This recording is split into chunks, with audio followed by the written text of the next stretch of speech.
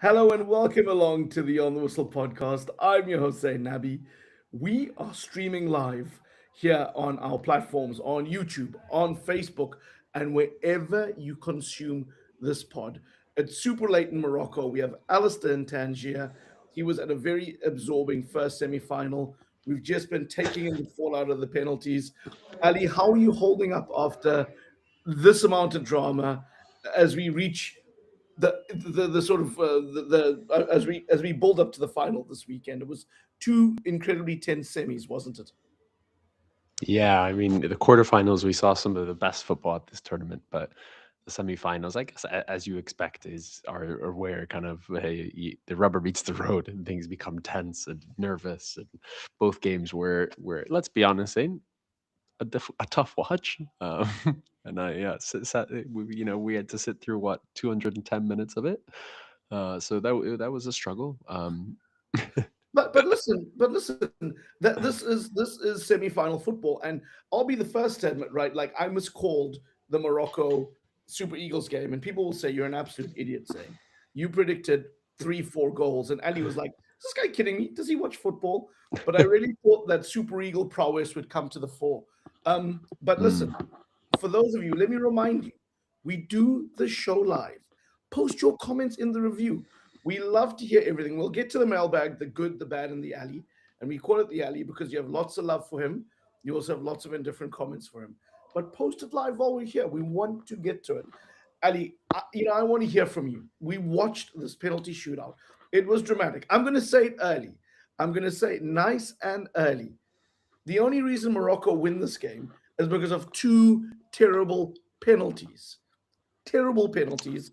I don't know why Osimhen's not at the end. We can have a debate about who should have won the game, sure, but they were terrible, terrible penalties. Mm. Yeah, where and that particularly the one I can't remember who it was the one where Bono made like that really weird save where Yes, he like yes. doesn't even dive past it. He literally like jumps past it. I think was And he it brings his right Onyemaechi's hand back, and and it's then like, he like are you yeah, it kidding me? was such a strange penalty strange save. I mean, yeah, look, that's it's the reality, isn't it? Is it's and I think that's one thing we have to say in that this Morocco team has, they Moroccans maybe aren't happy with the lack of sparkling football, the inability to kind of create and score lots of goals. But if this team is anything, Zane, they're so resilient. And I felt like today we kind of saw that World Cup 2022 Morocco for the first Mm. time. That just kind of never say die attitude. They missed that.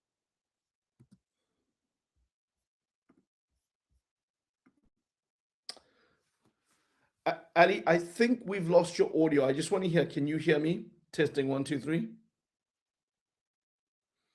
I think we've lost your audio. Why don't you dial in? I will run here. So listen, if you're just tuning in now, please post your comments in the section. We want to hear from you.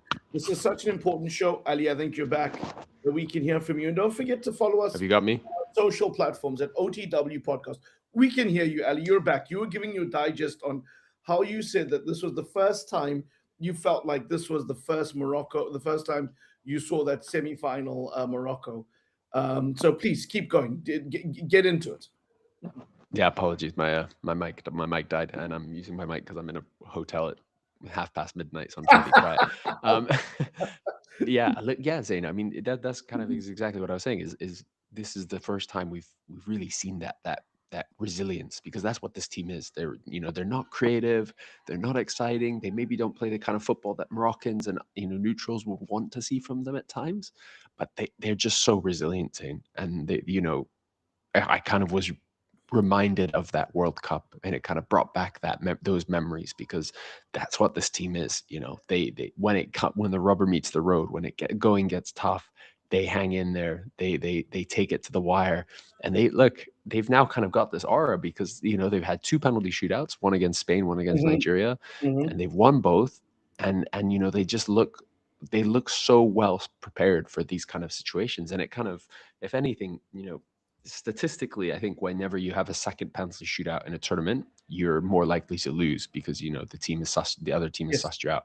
But I would be thinking, if you're Senegal and you're looking at them take those penalties, like, you're kind of thinking, damn, we kind of need to win this game before it goes to penalties in the final. And so I think, you have to give a lot of credit to Morocco for their resilience and for kind of, especially because towards the end it was pushing. Nigeria looked like the ones who wanted to take it to penalties, but then Morocco are the ones who win it. And look, saying penalties aren't a lottery, but there is a huge element of chance. And we talking about those Mm, terrible Nigerian penalties. That first one from Ben Seguir, if the keeper dives the right way in Wabali, that's a terrible penalty. And that's just, sometimes it is like that. And obviously when you're playing at home, you have the advantage of the fans putting pressure. And so I think, but to be honest, Zane, I have to be honest, Morocco deserved it.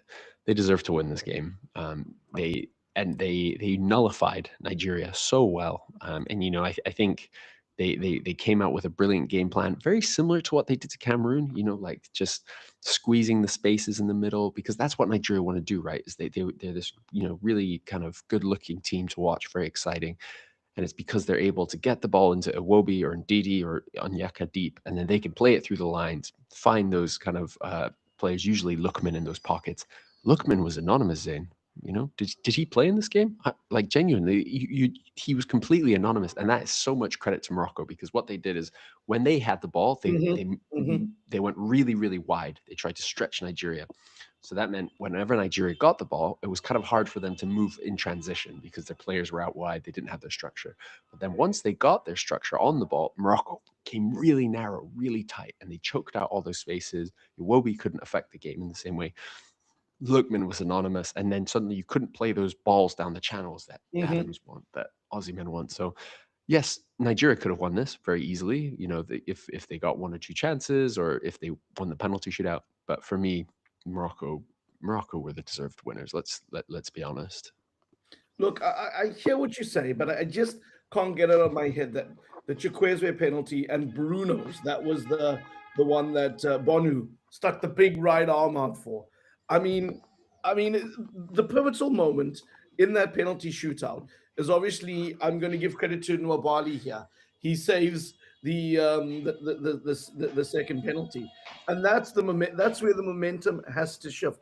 I mean, does it surprise you that someone like Osimhen isn't on for the penalty shootout? I know he played 90 minutes, but surely you'd want somebody like him stepping up to take a penalty rather than, Nigerian defenders going up to take pens. And obviously this is obviously Mm. planned and it's part of a strategy here, but I mean, you'd expect Osimhen to step up in that moment.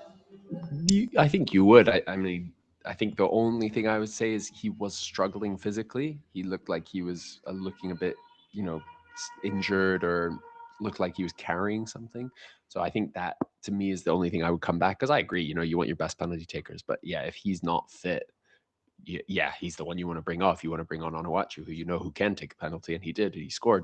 So I think I don't think you could be too critical of that, because he did look like he was injured. I think there's you know, yeah, I think it's always hard to know, right? Because, like I said, penalties aren't a lottery, but you also don't know how these teams are prepared, right? You don't know Sure, how much sure. work they put in. You don't know whether they put it together. And, both these teams have won penalty shootouts in the last few years. Obviously, Nigeria beating your lot on penalties. But, I think, yeah, I never want to be too critical on penalties, because well, unless you've not prepared. If you've not prepared, I want to be very critical. But if you prepared and it's just in the end you're not clutch enough, you kind of freeze in that moment. It happens to the best of us. I mean, let's not forget the Sadio Mane, who's the hero today. And the hero in that 2021 final, he missed a penalty during that game. Mhm, So if mhm. if if then you know Egypt score and win on penalty, suddenly he's the villain. And that's why penalties are great, Zane, because they reduce the game to these just the finest and finest of margins. And so for me, that's what makes them so great. And so I'm also enjoying seeing that a lot of Moroccans have joined our podcast. I don't think we're very popular with Moroccans normally. I think it's just language barriers, but suddenly I'm seeing a lot of Moroccans who are celebrating. And Zain, I'll tell you, they've been celebrating out here in Tangier. For I those can hear the wondering hooting why, behind you. It's well, I was about to say phenomenal. why we didn't record immediately after the matches. I thought we maybe could from like a cafe or somewhere, but you cannot hear yourself think in Tangier right now. As we walked, yeah, we were like walking back to this hotel, and yeah, it's just like honking everyone. And actually, there was next to us, there's one guy sat in out hanging out the side of a jeep with a massive Morocco flag, just chanting Dima Maghreb. And then there's these other people sat in a Porsche convertible behind him, their guy holding a flag. They were all celebrating. So the Porsche actually very slowly hit the back of the jeep. Really? You got these. Yeah. So needless to say, the celebrations have begun in Morocco, at least for tonight. I cannot imagine what it'll be like in Tangier or in Casa or Rabat on Sunday. I mean, we might find out. But yeah, it's been a very, very excited and very energetic city at the moment. Yeah. Look, you've touched on this, and we're going to hit both semis tonight. And I know it's late, but how surprised were you that there was one shot from the Nigerians during the 90 minutes? I mean, that's something I never would have predicted. I know we spoke about what Morocco did and how they shut Lookman down and how they shut, but I mean, one shot, is that a great job by Morocco, or did we see a Super Eagles team that wasn't at their best? I think it's a couple things. First of all, Zayn, one of us did kind of predict that would happen because Well, I you think clearly you're yeah, the boy in here, right? I'm and your it's own man. because and it's because that is kind of the clear flaw in the system. The way that Eric Schell has his team playing is you're very, very reliant either on having really exciting attacking wing backs that create width, but in order to do that, you have to dominate the game. And but if you've not got those wing backs bombing down, your only way of progressing the ball is through the middle. And so Onyemaichi and Bright Asai Samuel have had very good tournaments generally, especially Bruno. Mhm. Bright, not so much. But they're not these kind of exciting up and down wingers. You know, say for instance, if they had Ola Aina, maybe that would be different, right? Because he is that player. But it means that they can only progress the ball through the middle. And Morocco identified that perfectly. They played to stop that, and it worked to a T. Yes, I also think Nigeria didn't show up in many ways. I think Nigeria let the refereeing get under their skin, and we spoke about this. Zayn. We spoke about this. We said that the one thing Nigeria have to do is not let the refereeing get under their skin. And look, for the Moroccans, I'm not saying that Morocco cheated. I'm not saying that there were some horrible decisions that went against Nigeria. I'm not saying that's the reason Morocco won. No.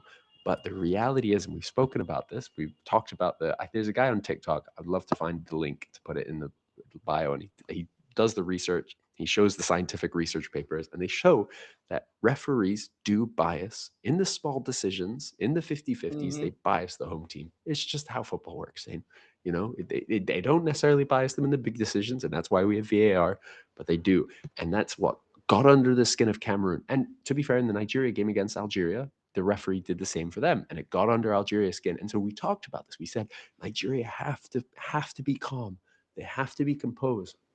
But they weren't. They let the referees' decisions get in their head. And so suddenly Nigeria couldn't really dominate. They couldn't really get kind of a grip of the game.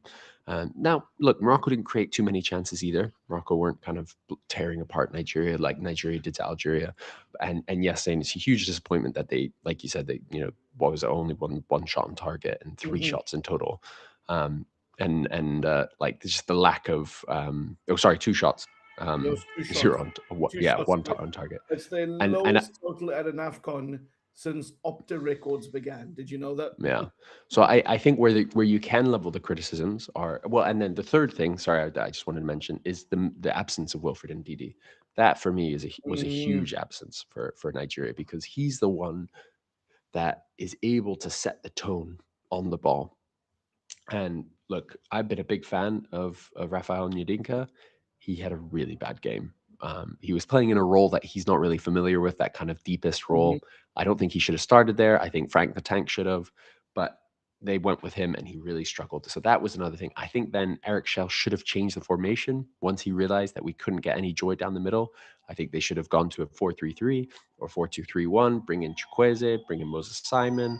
He didn't do that. He didn't make any substitutes until the mhm. 70 something minute. Like, it was very late.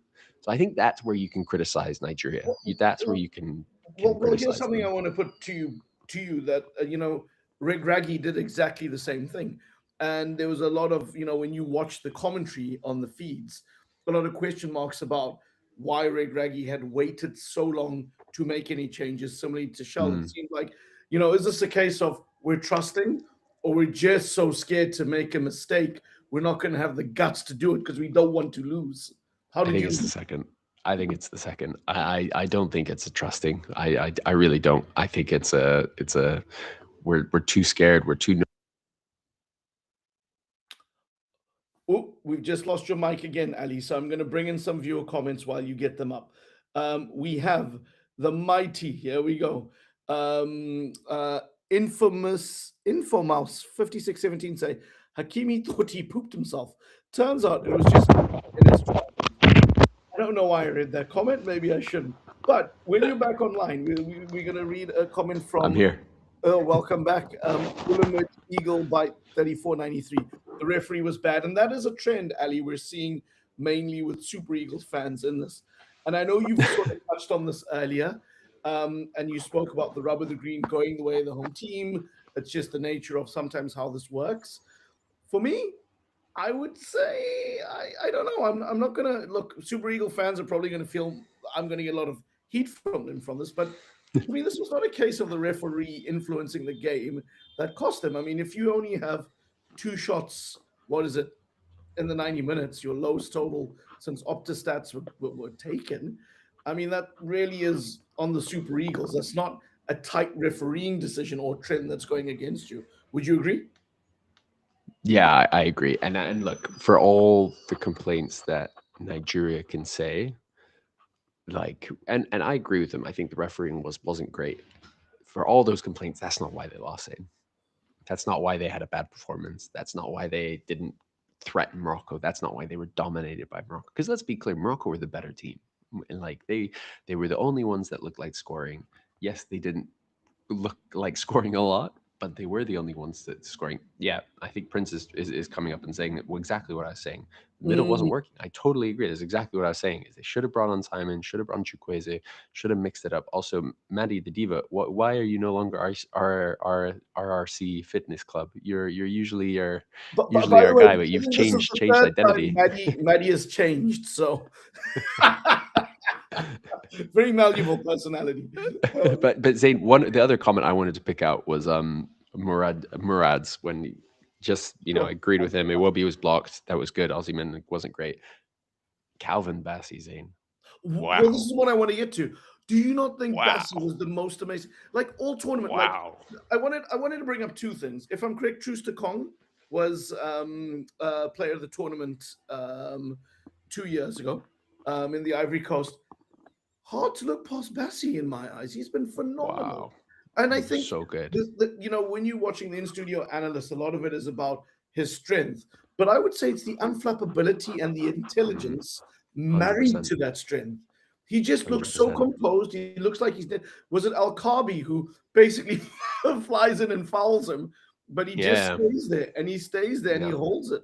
And Yeah. him there makes Mwabali look so much better than he Yeah. is. I mean, 100%. that's sort of my takeaways on Bassi. You go. No, I agree with you. And like we were saying, that Nigeria were kind of rattled by the refereeing and did it.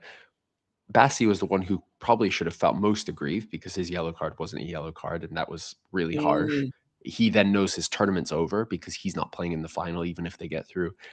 And yet, sudden and Al Kabi's in his face, Naif Agaird's in his face. They're trying to rile him up and get him.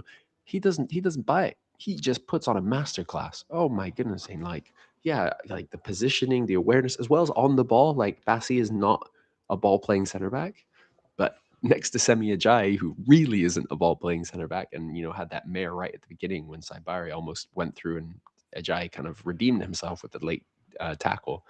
Bassi stepped up. He was the one playing those line breaking passes and trying to find Iwobi. And whenever Nigeria did do anything good, it was through Bassi starting off those attacks. So look, he won't get player of the tournament because just the way the player of the tournament award works, it kind of has to go to the team that wins it, which I think is ridiculous. Or if not, it'll go to a player mm. on that lost in the final.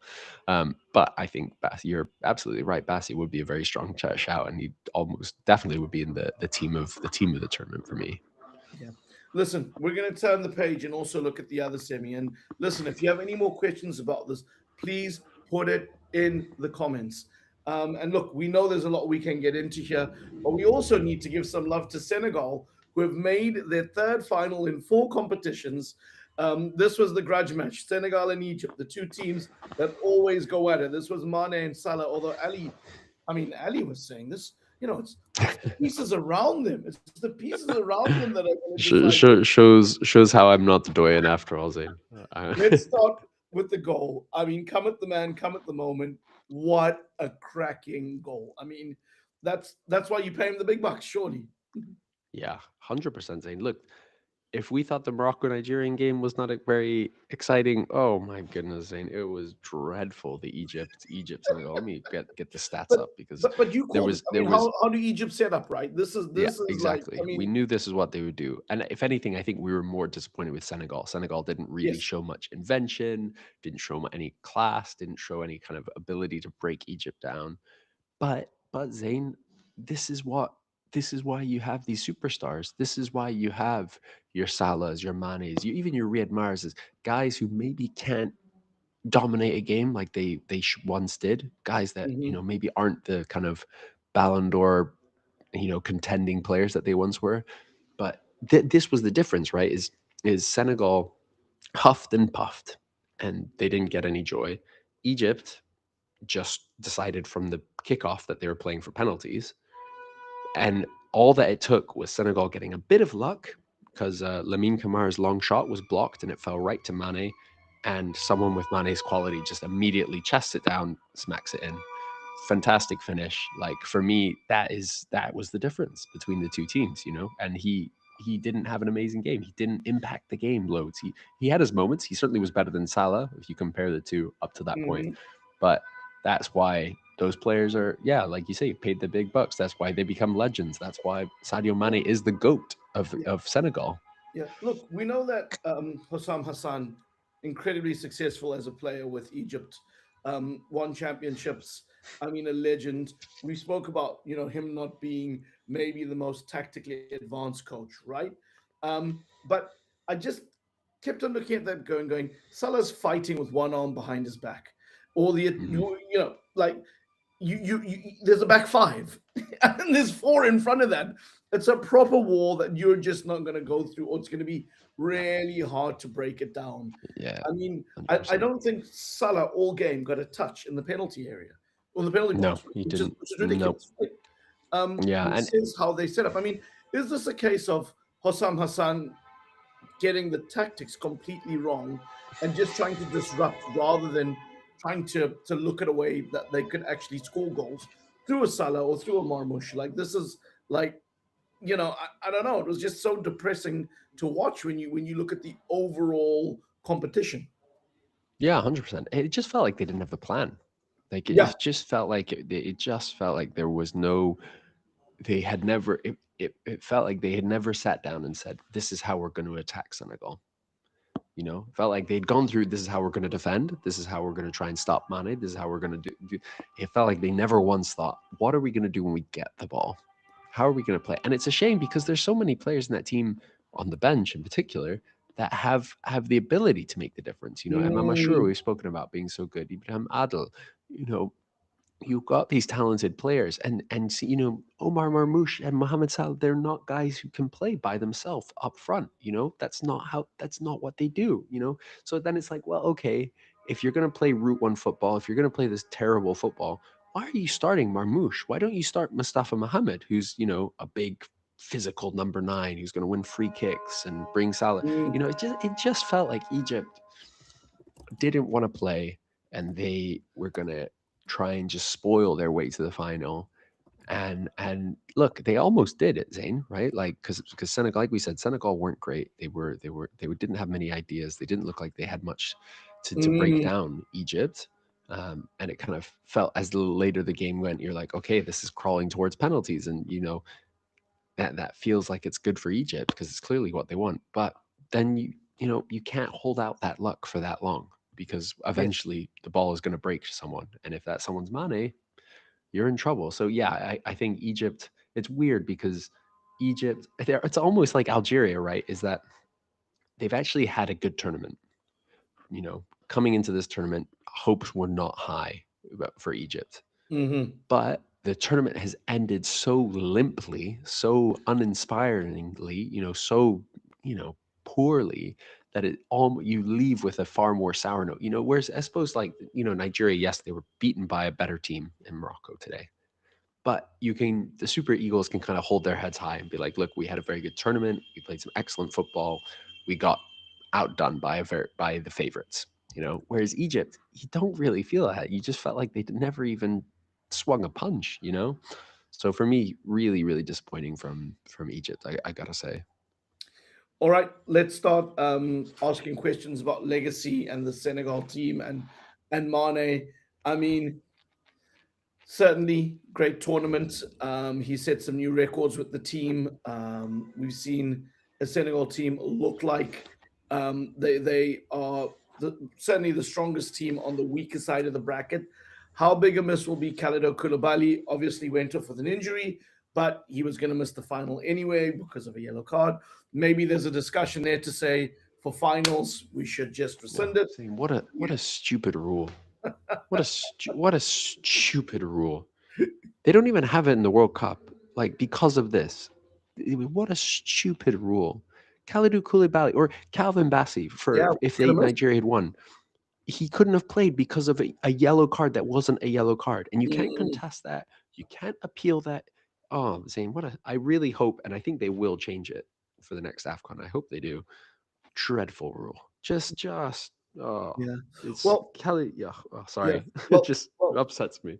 no, no, no, no, of course. But I mean, how vulnerable will that back four be without Kalidou there? I mean, he's a stalwart, he's experienced. Sure, he's now no longer playing in the Premier League, but still a colossal figure and a leader in so many ways.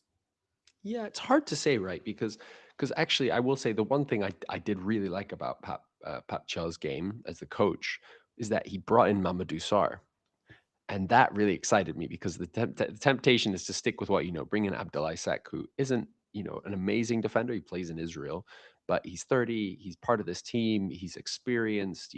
Da da da da. Instead, he goes for Mamadou Sarr, who's obviously 20 years old.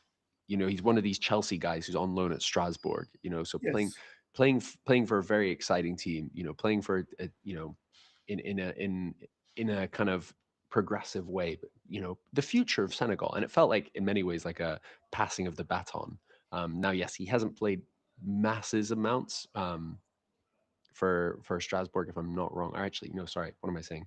He's played a lot for Strasbourg. He didn't previously play, so this is kind of his first professional season. He's been brilliant for Strasbourg I think they're in the Champions League spots. So that was very bold of Pap Chia, and I think he's going to start him in the final. Now, you have two very different defenders there, right? You have Kalidou Koulibaly, who is Senegal's best ever defender, who is this titan, who is your captain. But it has to be said, Zayn, that he's not the player he once was. He's slower, he's sluggish, not as commanding as he once was, a bit more reckless because of that. He's kind of has to similar to kind of Virgil van Dijk of the last season. Like, you're suddenly that aura is gone and, you Mm, can get at him. So then it's like, okay, Mamadou Sarr is actually probably the better defender. If we're holding our hands up, and he was very good against Egypt. Look, as we've discussed, he didn't have much to go up against, but he was good on the ball. He carried the ball well. He kind of controlled the back line, and he never looked threatened. Every time he had to make a challenge, he looked excellent. But it's still a huge loss. Like if you had the choice, you would mm, always have Koulibaly, and for instance, if it goes to extra time and if it goes to penalties, you need that leader of Koulibaly stepping in to kind of give wisdom, give authority, really. So for me, it's a huge loss. Habib Diarra is the other one who's going to miss.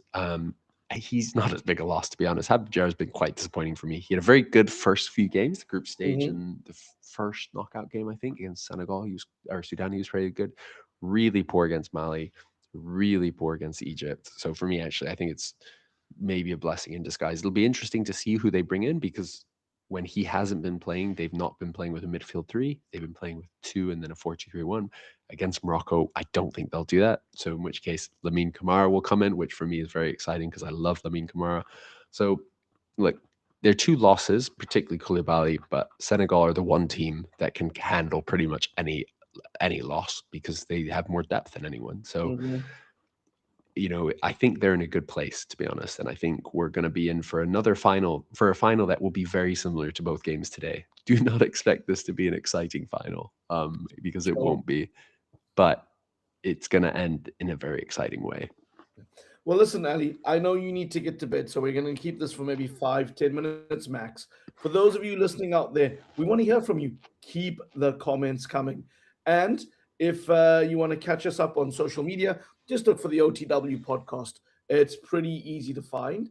And if you want to follow us on social media, all you got to search for is Zayn Nabbi, that's me, or Ali Howorth, he's the other guy. Maybe next time I'll switch up the name so it's a bit easier to see.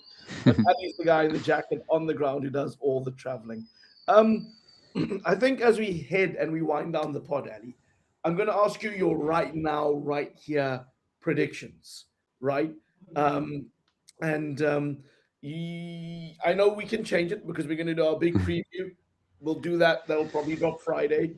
But as you look at the final that's coming up between Morocco and Senegal, right now, right here, who do you see winning Oh, that is so tight, Zayn. it? Oh my goodness. I'm. Oh, I said Senegal are my favorites from the start. After tonight, I'm not so sure. I think.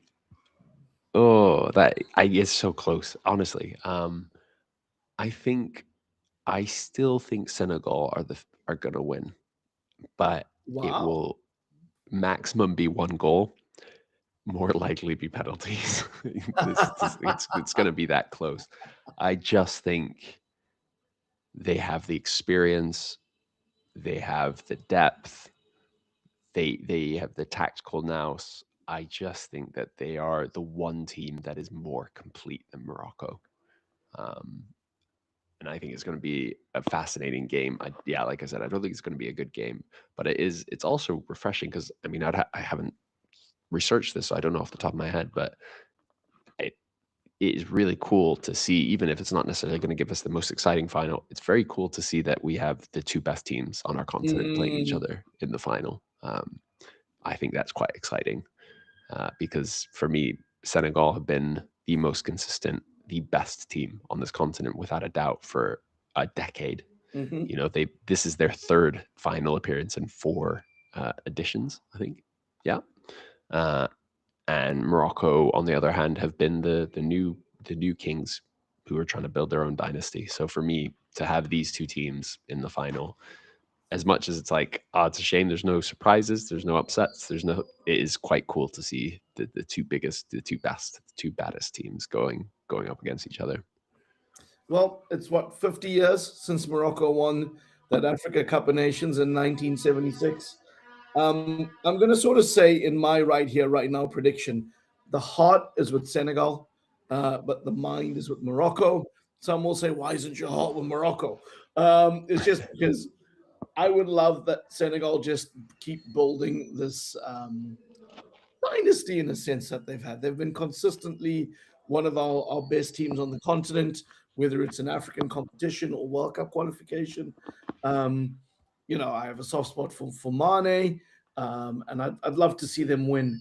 However, I mean, I just I'm looking at it going. I think Morocco, like you, it's going to be tight. To me, it probably goes to extra time and pens, and I think Morocco on home soil will deliver. We know that that team, this country, is so hungry for that. The investment in football is second to none. This generation needs a trophy to really underlie that status. And Ali, I think when you said something earlier in the pod, when you said this is the closest I've seen them to 2022, when they've got that confidence and that ability. And there were moments during this final when it was like, really, Raggy's not doing a great job managing this, but I still think they've got it in them. So I'm going to say Morocco. That's what I'm going with right here, right now. But you and I know we will wake up in the morning well rested, having been influenced by family and friends and breakfast. and then we'll probably land at different conclusions. So that's where we're standing It's now. always the way. Yeah. So listen, Ali. I know we're going to wrap the podcast up now, but I just want to say thank you so much for all the work you've been doing. Really loving all the pieces you're writing on your Substack. Some really fantastic pieces. Um, One more question. My right here, right now question is: who do you think is the player of the tournament? I know we touched on this earlier. For me, I'm sticking with Bassi, but you think this will come from one of the finalists. So I'm thinking it's obviously got to be Diaz or Mane, right? That's probably where the decision will go. Diaz, what had scored in the last 5 games in succession, bar the semi, and then you've had Mane, who's I think been involved in the most direct goals in AFCON history. Is that the stat? Yeah, Yeah. most goal contributions. Where's your headspace? I mean, yeah, I don't buy into player of the tournament awards too much Come on. because I think they're oftentimes, well, I mean, saying for instance, did you see the CAF team of the tournament for the group stage? Utter nonsense. Utter nonsense. So I don't hold much stock in it, to be honest. And I think it's because, yeah, like there's been a lot of very good players. There's been a lot of excellent players. For me, I think Calvin Bassey is certainly up there, as is Alex Iwobi, as is, Victor Osimhen and Ademola Lookman, though I think you could criticize particularly the latter two for not showing up in the biggest game. So whereas Bassey and Iwobi had a good game, even if he wasn't attackingly Mm, inventive. But then it's like, okay, yeah, so it has to come from Morocco and Senegal, and then it's like, okay, so from a Senegalese perspective, what's made them so good is they've been such a good team. So the only player that stood out individually is Mane. So it's like, okay, well, if Senegal win, it will be Mane. And in Morocco, it's like it will be Brahim Diaz, unless the only thing I can think that it wouldn't be is if Hakimi was the one who scored. Now, I don't think he's been the best. mm, He's not even played the first 3 games. But again, as someone who doesn't have much stock in player of the tournament things, I think they might, if he say scores goal and gets an assist, then it's not Brahim Diaz scoring the other one. They might be like, oh, Hakimi, you take it.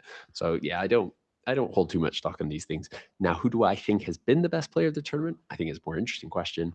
And that one is harder because I think it's potentially Bassi, potentially Iwobi. I think they've both been fantastic. mhm. And the other one would be Lookman, although again, like I said, tonight has been a real black mark against him. So that's more up for debate. Yeah. The other thing I was going to say in closing, Ali, is look, it's there's a third place playoff. My feeling is both the Egyptians and the Nigerians have one foot on the plane. I know pre this I predicted Osimhen would win the Golden Boot because I thought he would score today, and then I thought even if they went to the third place, he'd do it there. I'm going to take that one back. Uh, No, Zayn, you can't take it back. You said he's going to break take Rashidi backs, take Yakini's backs, record. take backs. So we're looking forward to the Victor Osimhen hat trick in the third place playoff because that's what you predicted. There's no takebacks here. No We take can roll back. the tapes. But Um, but are you with me in that this is sort of feet up, minds on the beach? I Yeah, why mean, why again, why do we have a third place playoff? This is not the Olympics, Zane. We don't give out bronze medals. Like, or if we do, we shouldn't. Like, yeah, for me, the whole third place playoff game is like a bit disrespectful, a bit stupid. The only thing is it's usually quite fun because they just rotate and they don't care and it's kind of interesting. So like I just the only way that the third place playoff game would have been interesting is if Morocco were playing in it and then they had to go play in Casablanca, the city that they're sure. kind of the federation and state have trying to be avoid and stuff. So then there would be some very interesting narratives and it would be cool to see. But Nigeria, Egypt. I honestly wouldn't even be surprised if Salah went back to Liverpool, which I would hate personally because I think even if it's a silly game, he should be there. But it wouldn't surprise me. No, no, I'm And with I'm you. and I'm sure immediately Egypt are getting phone calls from Liverpool and Man City, and Nigeria getting calls from all their teams being like, "Get our players back," which to me outrageous, Yeah. disrespectful. How dare you? And But yeah, and listen, this is my final parting shot. You can react to it or not react to it, but I think we see Salah at least two more Afcons. I don't think he goes away.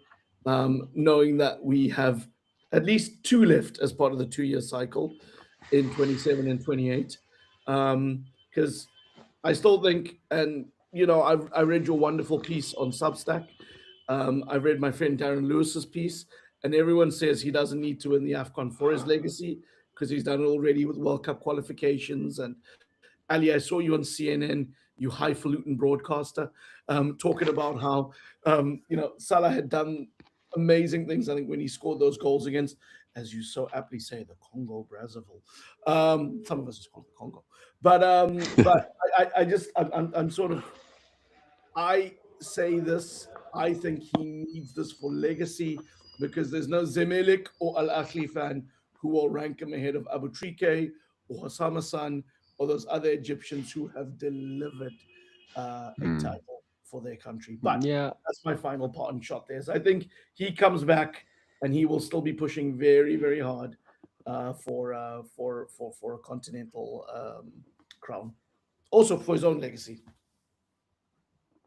yeah, I agree with you. I think if we have two AFCONs in 2027, 28, I'm not convinced we will. If we do, I think he'll be at both. And do I think he'll win either of them? No, because I just don't think Egypt are that good. Um, and that is a shame because that does impact his legacy. And it's like, you know, it shouldn't impact his legacy, Zayn, but it does. And I said all these things before, like, that it doesn't impact his legacy. Is kind of true, kind of not really, but legacy does matter. Winning these things do matter to a certain extent. I use the example of Didier Drogba. He is Cote d'Ivoire's, greatest ever player, and that's a legend and everything. He never won the AFCON. But again, Cote d'Ivoire's not Egypt. There's different expectations, there's different understandings. What isn't in doubt is that he's Egypt's the greatest ever player, that he's their best ever player. But yes, it would be a shame not to see him because on the international level he has been generally excellent, but he has been denied by his own poor performances, off-field issues, the problem of geopolitics in Egypt, Sergio Ramos suplexing him before the World Cup in 2018. Just so many things have gone against him, and if for that reason, I don't think it should be a mark on his legacy because I think he genuinely has been fantastic for Egypt in, on the whole, even if he hasn't necessarily delivered at moments in tournaments.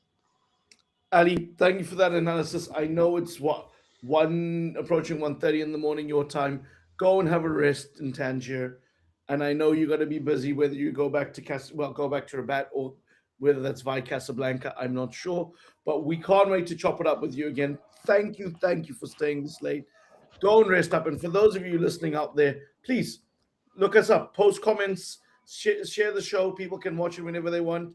And don't forget, you can find us on our social accounts, OTW_podcast. Ali, good night. Enjoy some rest, and we'll get you back on the pod soon. Cheers, everyone out there. Thank you for joining the braai.